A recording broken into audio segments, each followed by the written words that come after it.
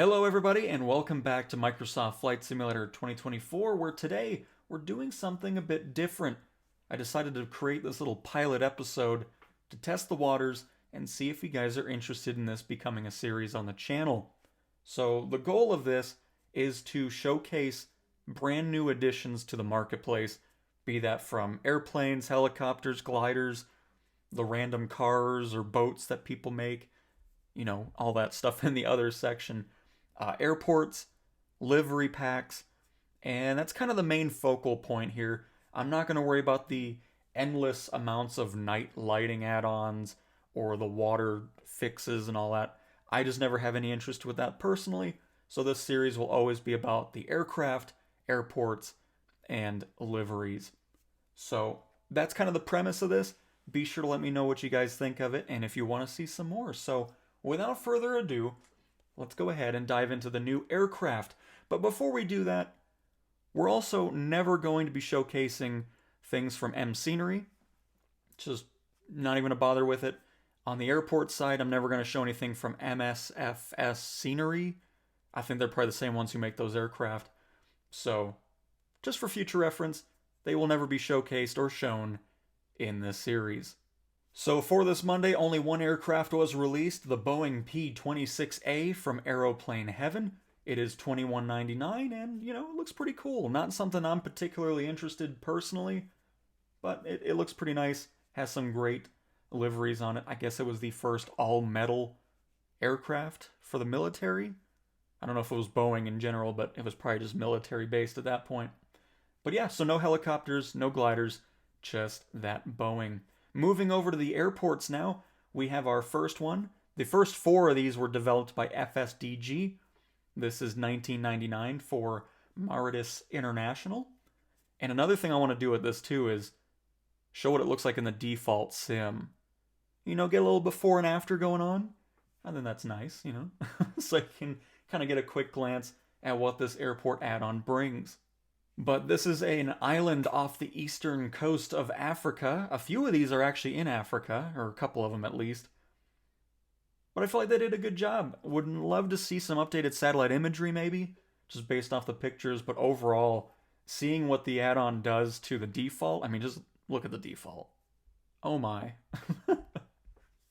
It's so gray and bland. Unbelievable.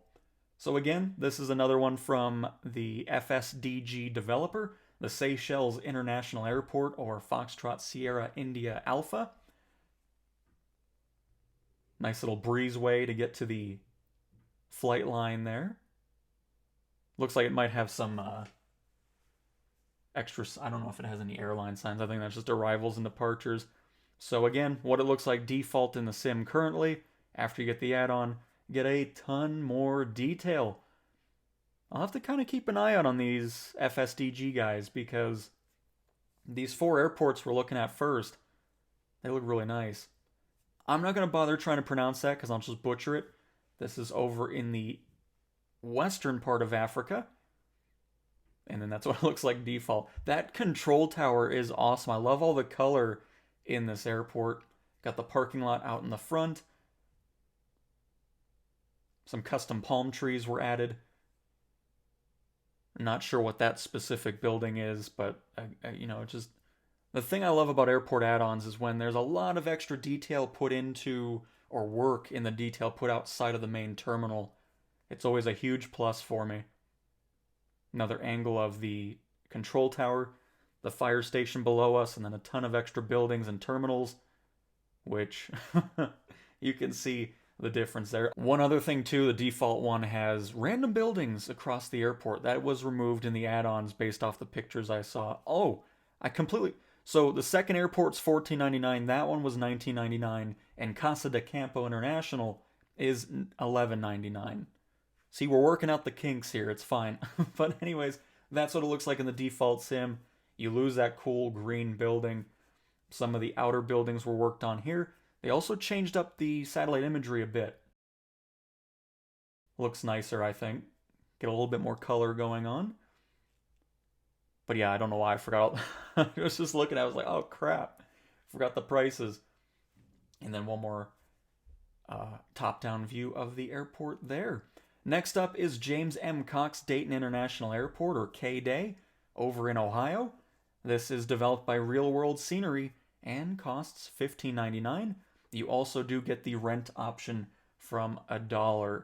So if you want to have it for 24 hours or a few days, that option is there. But again, you can see the great difference between what it looks like default in the sim to what the developer has brought. So I might pick this one up because I'm in Ohio a lot in career mode.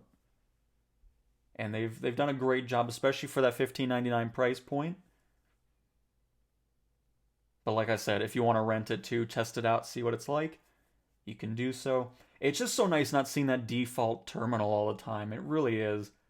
Because, most of the non-handcrafted airports just have that base look for the jetways and terminal. And there we have it, folks. A quick look at everything new on this Monday, January 5th.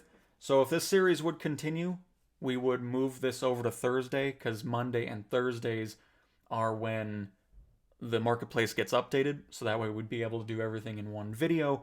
I don't want to do two separate ones for each specific day. So anyways, I hope you guys enjoyed this.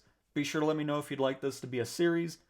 And yeah, that's that's basically all I gotta say. So thanks for watching, everybody, and I will talk to you guys next time. See ya.